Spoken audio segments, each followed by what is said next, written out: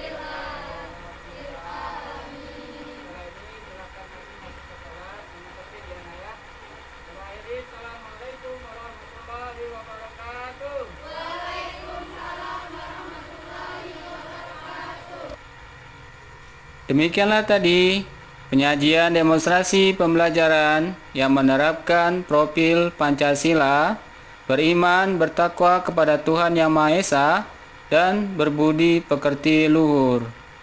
Terlihat di dalam video tadi, ada beberapa siswa yang ingin minum sambil berdiri.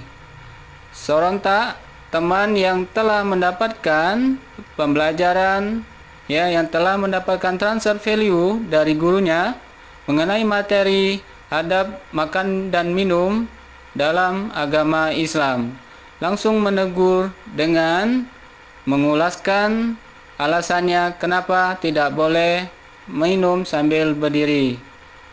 Kemudian temannya ingat kalau di dalam ajaran agama Islam kita tidak boleh kalau minum sambil berdiri. Inilah salah satu contoh demonstrasi konseptual yang menerapkan profil Pancasila menurut Ki Hajar Dewantara. Dari suasana belajar, mereka menginginkan sendiri suasana pembelajarannya di luar kelas, di bawah pohon rindang yang sejuk, dengan tiupan angin yang sepoi-sepoi. Kalau mereka sudah senang, maka kita sebagai guru ketika mentransfer value mengenai pembelajaran-pembelajaran yang akan kita sampaikan akan mudah diserap oleh peserta didik kita sendiri.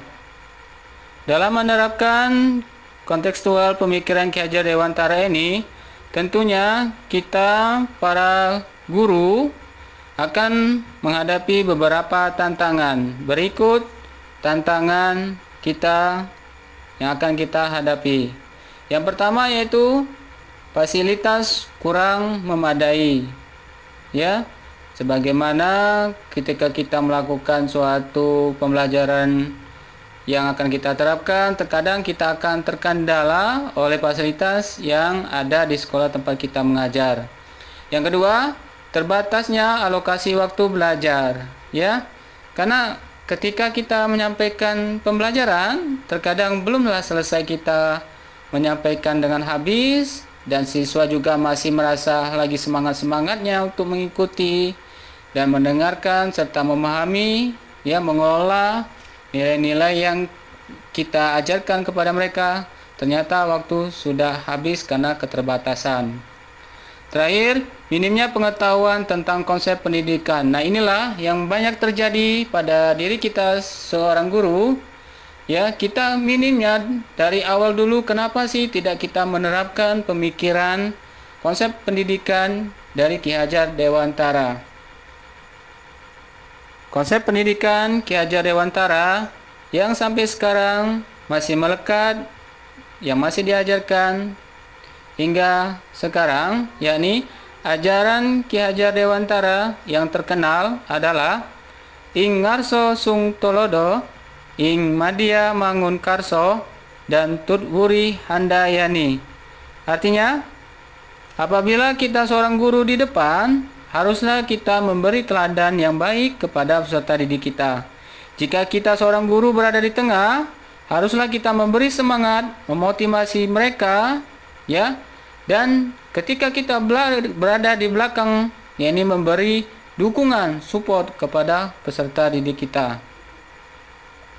Berikut ini solusi dari saya untuk menghadapi tantangan yang telah saya sajikan tadi. Yang pertama, yaitu menjalin komunikasi yang aktif dengan para pimpinan, dengan masyarakat, dan dengan peserta didik.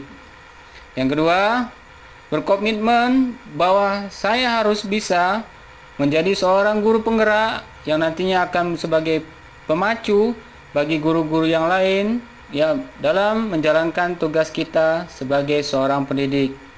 Terakhir, kita seorang guru harus wajib mengupgrade pengetahuan kita, apalagi sekarang sudah dikenalkan dengan yang namanya konsep pendidikan menurut Ki Hajar Dewantara.